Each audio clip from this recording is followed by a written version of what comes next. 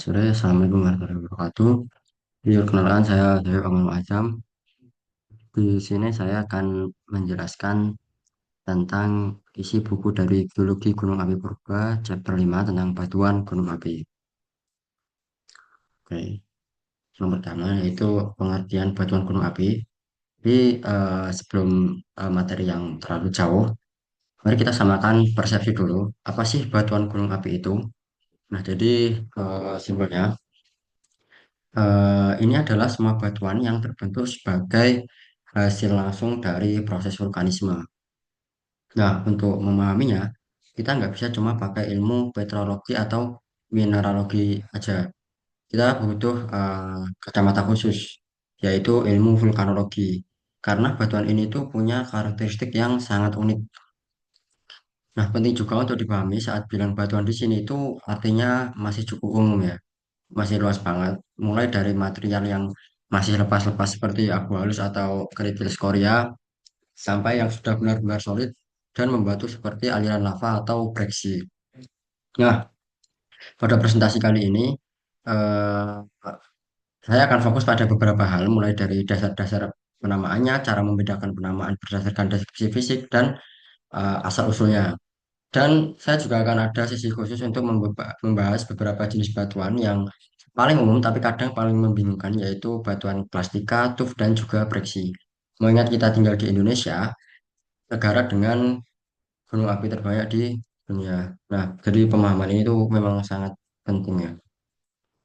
Oke, selanjutnya ada dasar-dasar penamaan batuan. Nah, jadi sekarang gimana sih cara seorang geologis itu bisa menamai batuan? Nah, jadi prosesnya itu nggak asal tebak, tapi ada langkah-langkahnya, teman-teman. Jadi langkah paling pertama dan paling fundamental atau paling penting adalah pemerian atau deskripsi. Kita harus jadi detektif dulu. Amati semua ciri fisiknya secara objektif, mulai dari warna, tekstur, struktur, sampai komposisinya. Jadi kayak waktu kita di lapangan lah ya, kita deskripsi batuan dulu. Nah, dari situ ada tiga pendekatan penamaan. Pertama, deskriptif. Ini yang paling dasar. Kita menamai batuan murni berdasarkan apa yang kita lihat. Contohnya, batu ini warnanya itu abu-abu, ada kristal besar. Nah, jadi namanya andesит porfiri. Nah, seperti itu. Nah, yang kedua itu genesis. Ini udah next level. Setelah mendeskripsikan, kita mulai menginterpretasi. Oh, batu ini asalnya dari mana ya? Gimana proses terbentuknya? Nah, penamaan ini atau genesis ini menceritakan kisah balik gimana pembentukan dari batuan itu. Kemudian yang ketiga yaitu kombinasi. Untuk kombinasi ini yang paling kompleks dan paling lengkap. Jadi gabungan antara deskripsi fisik dan juga cerita masa lalu bagaimana terbentuknya batuan tersebut. Nah, contohnya kayak kubah lava andesit Gunung Merapi. Nah, andesit itu deskriptifnya. Kubah lava dari Gunung Merapi itu merupakan genesisnya. Nah, jadi seperti itu. Untuk melakukan semua ini itu kita pakai tiga alat bantu utama. Biasanya pakai mata untuk mengamati mikroskopis di lapangan, mikroskop buat melihat detail mikroskopis mineralnya, dan analisis lab untuk data kimiawi yang sifatnya itu kuantitatif. Dan dalam menafsirkan asal-usul batuan purba itu kita selalu berpegang pada prinsip emas geologi. Itu the present is the key to the past, yang artinya itu kita mempelajari proses yang terjadi di gunung api modern untuk memahami batuan yang terbentuk jutaan tahun lalu. Jadi kita mempelajari yang hari ini untuk eh, mengetahui bagaimana terjadinya itu di masa lalu. Nah, present is the key. Kemudian lanjut pengertian ini lanjutannya ya.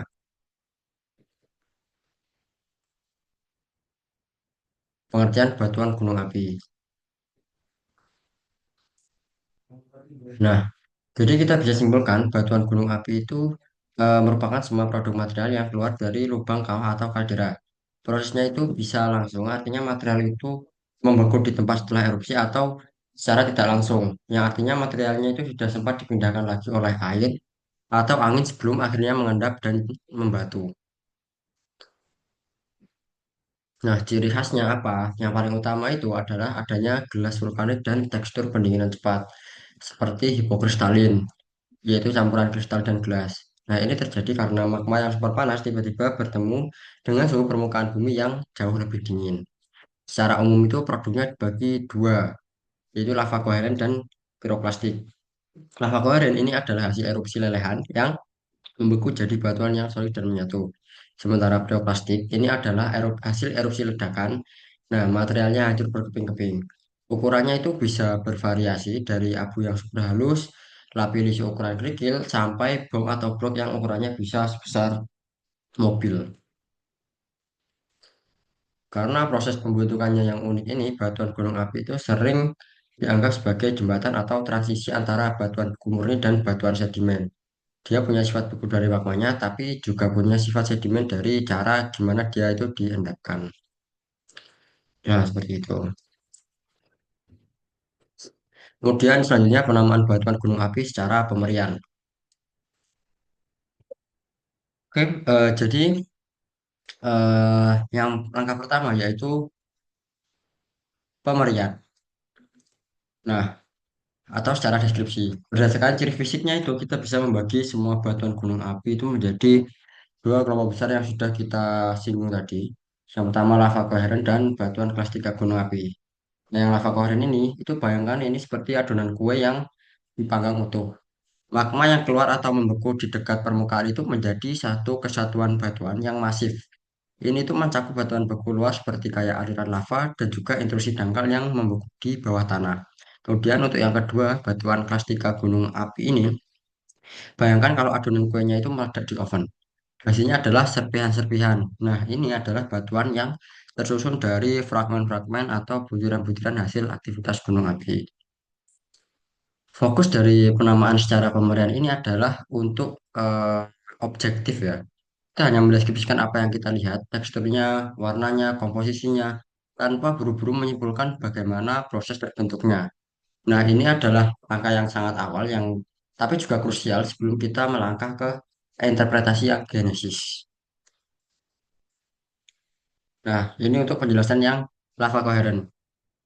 Eh, Seperti namanya, koheren yang berarti menyatu, ini adalah batuan yang bentuk dari pembagian magma yang relatif tenang, baik di permukaan maupun sedikit di bawahnya.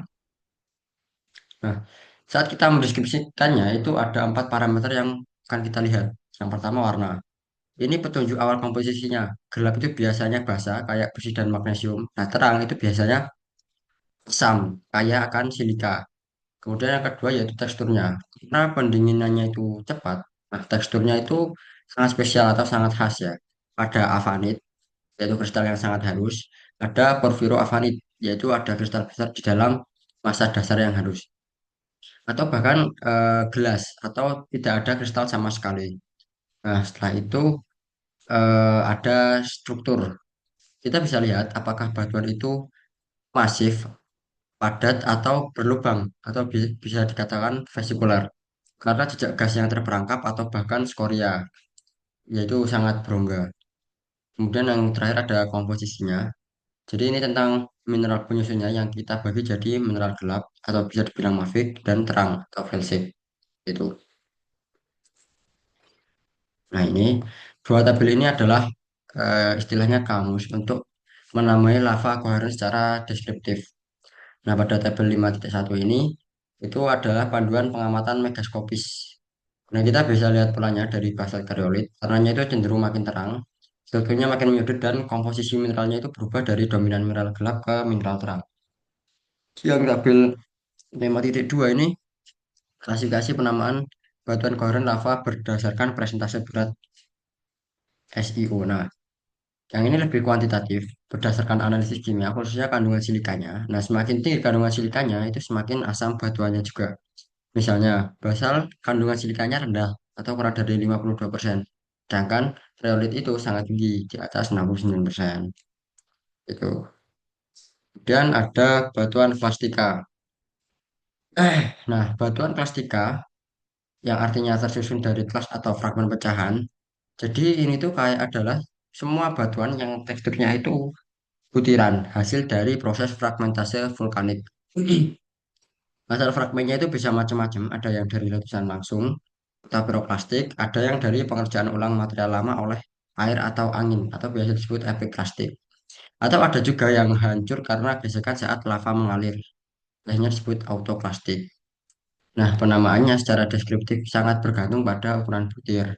Kalau fragmennya besar dan runcing-runcing itu kita sebut breksi.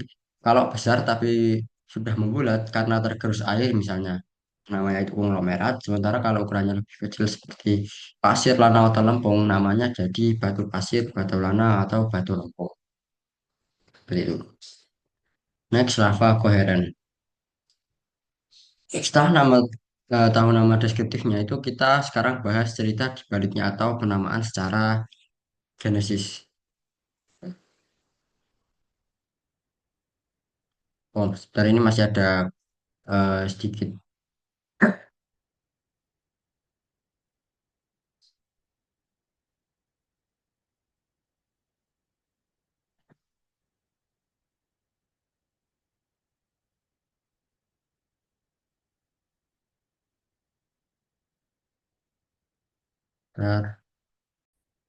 Nah, lanjut. Setelah tahu nama deskriptifnya itu kita sekarang membahas genesisnya. Bagaimana sih berbagai bentuk lava koheren ini terbentuk? Nah, mereka bisa terbentuk sebagai intrusi dangkal atau beku di bawah permukaan atau sebagai ekstrusi, yaitu beku di atas permukaan atau di permukaan. Nah, yang pertama ada ciri umum yang pertama yaitu ada retas atau dike, yaitu bayangkan magma yang menyusup lewat retakan vertikal seperti tembok di bawah tanah. Kemudian ada seal. Kalau retakannya horizontal, magma akan menyisip di antara lapisan batuan seperti lantai. Kemudian yang ketiga itu ada leher atau sumbat lava. Ini merupakan sisa magma yang membeku di dalam pipa kawah utama. Ini ada kubah lava. Itu lava kental yang keluar ke permukaan tapi nggak kuat mengalir jauh, jadi cuma numpuk di atas kawah. Kemudian yang terakhir ada aliran lava, yaitu lava yang lebih encer dan bisa mengalir di lereng gunung. Bentuknya itu bisa macam-macam, ada yang bongkar, ada yang seperti tali, atau bantal jika terbentuknya di kawah air, ya kayak pilau lava ya istilahnya. Ini juga tergantung viscositas dan juga lingkungannya. Nah, ini contoh gambarnya lava coherent. Yang gambar 5.1 itu menunjukkan retas atau dike, merupakan batuan beku yang terlihat seperti dinding vertikal yang memotong perlapisan batuan di sekitarnya. Dan ini adalah jalur naiknya magma di masa lalu. Yang tengah ini ada contoh sumber lava atau leher gunung api, volcanic neck. Itulah sisa-sisa pipa vulkanik purba yang batunya itu lebih keras. Jadi dia tetap berdiri tegak sementara batuan di sekelilingnya ini udah erosi. Kemudian yang ini gambar 5.8 ini ada foto kubah lava. Diagramnya itu menunjukkan bagaimana magma itu naik lewat konduit. Sini ya, dan membentuk sebuah kubah. Bagian luarnya itu hancur dan pecah-pecah, sementara bagian dalamnya ini masih kental. Oke, next lanjut ke batuan klastik gunung api. Nah, tadi kan udah yang lava koheren ya. Sekarang lagi ke batuan klastik tapi secara genesis. Bagaimana batuan klastik itu terbentuk? Ah, proses fragmentasi atau penghancurannya itu ada 4 jenis utama. Yaitu yang pertama ada batuan autoklastik. Nah, ini hancur dengan sendirinya. Bayangkan kayak lava panas itu mengalir. Nah, bagian luar naik yang kontak dengan udara dingin itu langsung retak-retak dan pecah. Sementara bagian dalamnya itu masih bersifat cair. Kemudian yang kedua yaitu batuan piroklastik. Nah, yang ini yang paling dahsyat. Ini terbentuk dari letusan eksplosif. Magma itu hancur berkeping-keping karena tekanan gas yang sangat tinggi. Kemudian yang ketiga ada batuan kataklastik. Ini hancur karena gaya mekanik, misalnya karena ada sesar eh, atau longsoran raksasa dari tubuh gunung api. Dan yang keempat ada batuan epiklastik. Nah, ini adalah material vulkanik lama yang sudah ada di permukaan lalu tererosi oleh air hujan, terbawa aliran sungai dan diendapkan lagi di tempat baru. Contoh paling terkenalnya itu ada lahar. Ya. Next, nah ini ada contoh gambarnya. Yang ini tuh menunjukkan proses piroklastik di mana material dilontarkan ke udara. Dan yang gambar 5.13 ini menunjukkan endapan freatik dari letusan uap dan freatomagnetik yang merupakan bagian dari proses piroklastika atau hidroklastika. Kemudian yang gambar 5.20 ini menunjukkan bagaimana suatu peristiwa letusan bisa menghasilkan tiga jenis endapan pirokrasti sekaligus. Nah, ini ada tiga. Pertama ada aliran piroklastika atau awan panas yang pekat dan bergerak di bawah. Ini. Nah, kemudian ada seruakan piroklastika yang lebih anjir dan bergerak cepat di depannya, serta abu jatuhan yang mengendap paling atas dari udara. Kemudian selanjutnya itu penamaan TUF. Nah, kita sekarang akan fokus pada salah satu batuan plastika yang paling umum yaitu TUF. Ah, Oke, kita sekarang secara deskripsi TUF itu adalah batuan yang terbentuk dari material letusan berukuran halus seukuran pasir ke bawah yang kita sebut abu vulkanik. Komposisinya bisa campuran antara serpihan gelas, kristal, atau fragmen batuan lainnya. Kita bisa eh, menamainya berdasarkan beberapa hal. Yaitu yang pertama dari ukuran butir, komponen dominan, komponen komposisi kimia, atau kalau dia banyak mengandung material, itu bisa disebut tuf kumis atau tuf skuria. Nah, untuk ukuran butir itu ada tuf kasar dan tuf halus. Komponen dominannya itu ada tuf gelas, tuf kristal, atau tuf flitik ya. Kemudian komposisi kimianya itu seperti sama seperti lava, ada ini tuf basalt, tuf andesit, sampai tuf rhyolite. Seperti itu. Nah, sekarang dari sisi eh, genesis,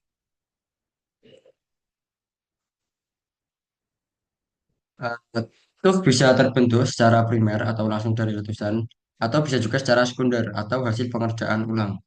Tuf primer ini contohnya adalah abu dari seruakan tadi.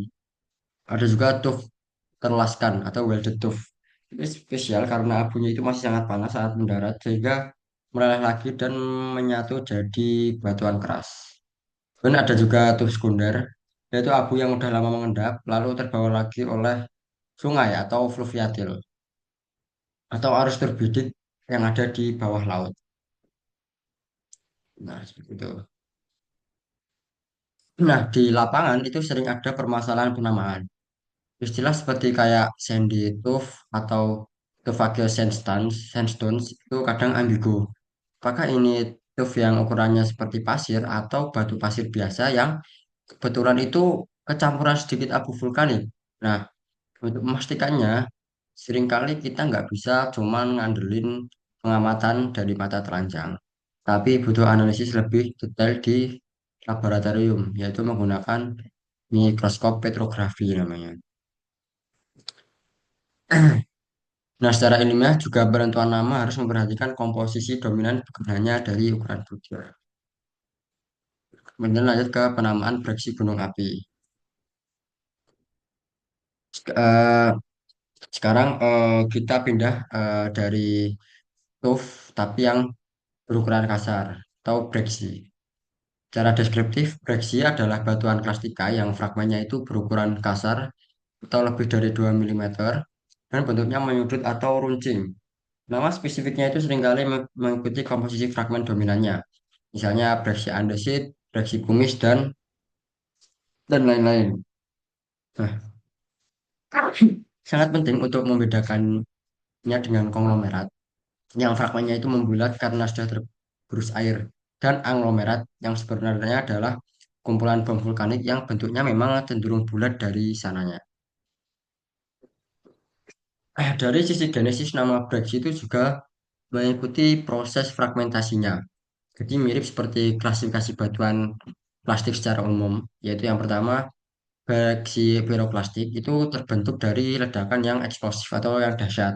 Kemudian yang kedua ada breksi autoplastik itu terbentuk dari lava yang retak-retak saat mendingin. Kemudian yang ketiga itu ada breksi kataklastika, yaitu terbentuk karena longsoran atau patahan. Kemudian yang terakhir yaitu ada breksi epiklastika, terbentuk dari material rombakan yang diangkat oleh lahar atau sungai. Nah, selain itu ada juga kelompok khusus yaitu breksi hidrotermal. Ya, proses pecahnya batuannya itu dibantu sama fluida panas dari dalam bumi yang seringkali juga membawa mineral-mineral berharga. Nah, jadi sekian yang dapat saya sampaikan pada chapter 5 ini pada buku Geologi Gunung Api Purba. Terima kasih atas perhatiannya. Kurang lebihnya saya mohon maaf karena saya juga masih belajar. Sekian. Wassalamualaikum warahmatullahi wabarakatuh.